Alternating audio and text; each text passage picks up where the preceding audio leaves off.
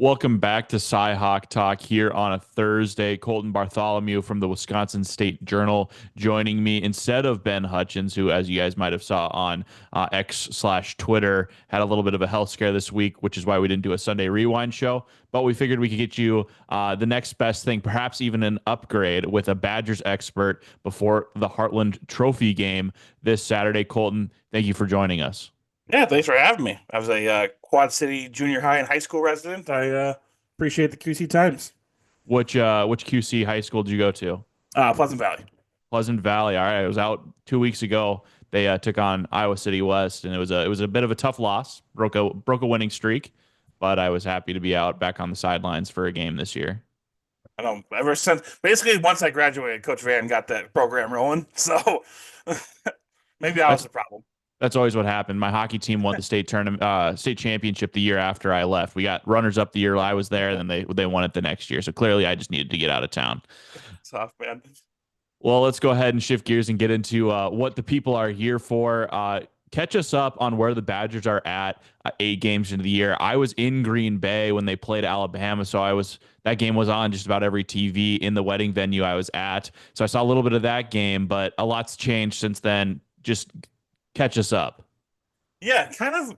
It was a weird start to the year that they were so vanilla to open up the year, and it was all kind of geared toward that Alabama game and having a shot in that one.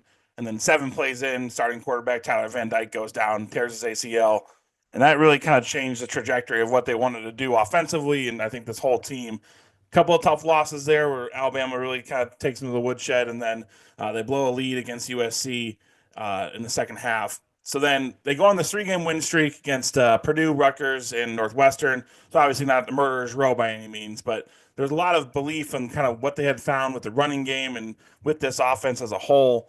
But then you go into last week against Penn State, the running game gets slowed down, and the offense gets kind of grinded to a halt. And then Penn State runs away in the fourth quarter, wins by 2 scores. So this team's a little bit streaky, a little bit kind of one dimensional is probably not fair, but basically, if you take away the run, that's really the central kind of thesis of their offense is being able to run the ball, play action RPO off of it. So right now, I'd say this team's in a spot where they know how tough their next 4 games are, all winning teams that they're about to play down the stretch. Obviously, starting with Iowa, they have a bye week and then Oregon after that. So some really tough games coming up, and I think there's a lot of belief that the next 4 weeks are really going to determine what the offseason looks like. If they are able to have a pretty good end of the year, then maybe they can stick with some of the core guys that are here right now and just try to reinforce. But if it goes poorly, I think there's going to be some sea change moments down the stretch here. You mentioned how the injury to Tyler Van Dyke changed what they want to do offensively. And I kind of made the joke on X yesterday because the FCS team, or one of the FCS teams here in Iowa, in northern Iowa, they went to the air raid this offseason. But due to some staff shuffling in the summer and maybe just personnel limitations, they're a run heavy team as well. So when I was covering the Panthers this summer, I wrote all about how they're installing this air raid, another run heavy team. And then one of Iowa's biggest rivals comes to town also claiming to run the air raid, and they're a 45-55 pass run split right now. So it's like, is the air raid in the room with us? It was kind of the joke I made. How has this offense kind of transformed since that injury? Yeah, so obviously Phil Longo, the offensive coordinator for Wisconsin's always had the run element. He's been one of the fewer kind of air raid coaches that said like, no, you can still run the ball in this scheme. But I think what they did especially with the idea of Tyler Van Dyke, was you're going to have a guy that's big arm, but really able to push the ball down the field and challenge teams that way. But then he was still mobile and athletic enough to challenge defenses with the read option. And I think that's probably the biggest change that we've seen since that injury is Braedyn Locke, the quarterback for the Badgers right now, is not a guy that's going to threaten you with his legs. Like he'll run a draw every once in a while, or he'll keep. Usually it's within the low red zone. He'll do a keep on a read option and be able to fake a defense out that way. But he's not a guy that's going to consistently challenge you with his legs. So they've really had to get creative with their run game in terms of their blocking scheme, involving the tight ends a little bit more in terms of getting some of the backside stuff blocked and doing different things with pulls to really kind of make up for the fact that their quarterback's not adding that extra guy in the run game. So on top of that, Locke has been able to challenge defenses down the field and doing a little bit better with his deep ball than we saw last season, but still not quite the same type of passer that Van Dyke was, particularly like in that 15-yard range where some are really tougher passes, I would say, than some of the lobs down the sideline. So it's definitely changed what they wanted to do offensively, but they found a little bit of a rhythm during that win streak, and then Penn State kind of exposed like that works only if you can run the ball. Braedyn Locke's still not at that point in his career, maybe at his talent level, that he can drop back and win a game for you. On a scale of prime Aaron Rodgers mobility to like Lamar Jackson mobility, where would you say Braedyn Locke's at? Below both of those. Hold on a minute. Aaron Rodgers can move around when he was in his prime. I mean, he can move a little. Like it's, I'd say maybe like Sam Darnold-ish right now if you want to go a current pro. Like he can run when it's there, or like when he absolutely has to. But that's kind of the only time you want him to run. And I don't want to specifically put it all on Locke because I think the coaches have said you can't run because everybody behind you is a freshman that's never played college football. We need you out there, so it's probably a little bit on the coaches as well. Looking at the Badgers defense, what is Brendan Sullivan going to face in his first start as a Hawkeye? What are going to be the strengths of that defense? Yeah, so I think the strength overall, I think, has been the secondary. Ricardo Hallman, their cornerback, who earned an All-American nod last season after leading the NCAA in picks with 7. He hasn't been thrown at a ton, and it's kind of shaped how they run their defense because I think they say, Hallman, you take out the guy on your side of the field, and they can rotate pretty much everything else with the safeties and their linebackers to help out everywhere else. So I think that's been the biggest strength they've got. Xavier Lucas is a freshman corner that's been really playing well for him. A guy that typically Wisconsin hasn't been able to recruit straight out of high school. I think that's a big effect of having Fickle and this coaching staff and their track record with defensive backs and seeing guys like Lucas be in a Wisconsin uniform. And then up front, this defensive line doesn't have, I would say, a star or anybody that is a really known name in the Big Ten. Elijah Hill's a transfer out of Albany. He's been probably their best and most consistent guy up front. But the thing that they know that they got to do this week, and they've been doing a better job of the last month, is just creating walls, letting the linebackers make the plays and not trying to do too much up front. Because I think early on in the season, they were popping up and kind of running around with the offensive linemen, trying to make a play by themselves, as opposed to just kind of staying within their scheme and structure. And they caused a lot of problems for them because they were getting run on left and right. So I know that's a big thing that they've got because they know how Iowa plays and they know the talent that Caleb Johnson's got. That creating a wall up front and trying to let the linebackers pursue without getting blockers up to them is a big focus this week. Iowa hasn't necessarily been the greatest at creating pressure and getting to the quarterback. Wisconsin has 2 of the best tackles in the Big Ten. How do you see that battle shaping up between the offensive line of Wisconsin and the defensive line of Iowa? Ethan, you should probably tell Wisconsin fans that because Jack Nelson and Riley Mallman are not. Nelson in particular is kind of a maligned guy up here.